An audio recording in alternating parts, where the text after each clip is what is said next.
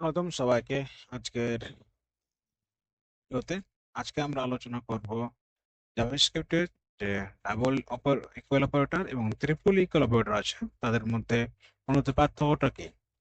তো আমরা যদি দেখতে চাই যে number 5 double equal two string 5 এবং number 5 triple equal two string 5 এর মধ্যে বেসিক্যালি পার্থক্যটা রান করি। সাপোজ আমি এই যে 2 লাইন কোডটা কমেন্ট করে দিচ্ছি। অ্যাকচুয়ালি আমি আপনাদের সুবিধার জন্য সবগুলো কোড করে রেখেছি, যেহেতু যেহেতু আপনাদের বুঝতে পারছি যে এই 5 this 5 double equal to this 5 returns true, but this 5 triple equal to this 5 is it's return স্টেটমেন্টটুকু জাস্ট চেক করে value, not data types.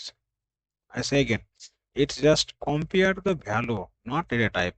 And the second one, it's compare the value and the data type. It's compare the both.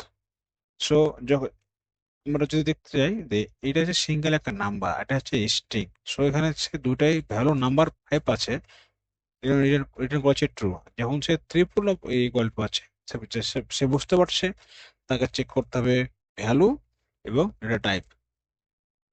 আমরা যদি একটু দেখি যে তাহলে data type কি ভিন্ন না আলাদা। তো সিঙ্গেল 5 এবং এই ডাবল কোটেশন ওয়ালা 5 যদি আমরা ডেটা টাইপ চেক করি, দেখি তো কি আসে। 5 এর ডেটা টাইপ হচ্ছে নাম্বার এবং কোটেশন ওয়ালা 5 এর ডেটা টাইপ হচ্ছে string. So both are not equal. তাই শুধুমাত্র ভ্যালু কম্পেয়ার করার সময় এই 5 ইকুয়াল টু দিস 5 রিটার্ন করে ট্রু, এবং this 5 triple equal to this 5 return করে ফলস, বিকজ তাদের ভ্যালু সেম হলো ডেটা টাইপ। সেটা কোয়েশ্চেন আসতে পারে when to use which, যে ট্রিপল ইকুয়াল টু অপারেটর আছে সেটা ব্যবহার করা, কারণ এটা আপনাকে এক্সট্রা বাগ মুক্ত কোড লিখতে সাহায্য করবে। ডাবল ইকুয়াল অপারেটর তখনই ইউজ করবেন যখন আপনার জাস্ট টাইপ কারেকশন ইউজ করার প্রয়োজন হবে। তো আজকের ভিডিও এতটুকুই। যদি আপনার ভিডিওটি ভালো লেগে থাকে তাহলে একটি লাইক দিন, এবং আপনার যদি কোনো প্রশ্ন থেকে থাকে সেটা কমেন্টে করুন। আমি চেষ্টা করব সেটির অ্যান্সার দেওয়া।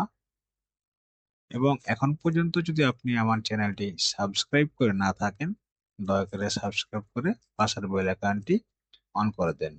দেখা হচ্ছে পরবর্তী ভিডিওতে।